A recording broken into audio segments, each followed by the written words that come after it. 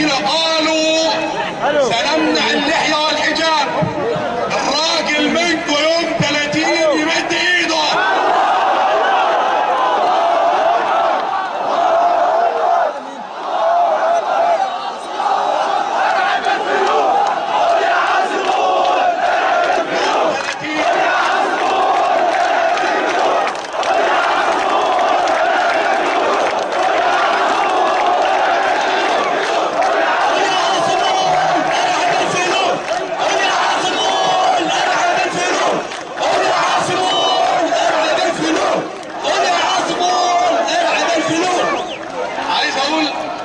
عايز اقول ما سمعناش ليه الاعلام الخائن والمؤسسات الضعيفة في هذه الدولة ما سمعناش ليه بتستنكر اقوال المجرمين. اديلهم شهر بيتوعدوا الملتحين والمحجبات.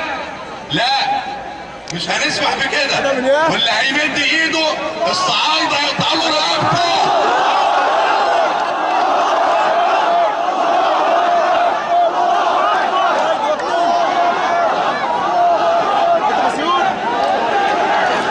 لم نعتدي على احد منذ قامت الثورة وحدث الانفلات الامني وغاب الامن.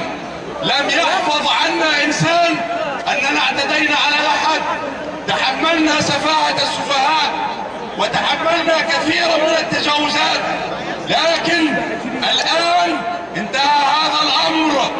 من يهددنا بانه سيحمل السلاح في وجوهنا فإننا نقول له كما قال الشاعر: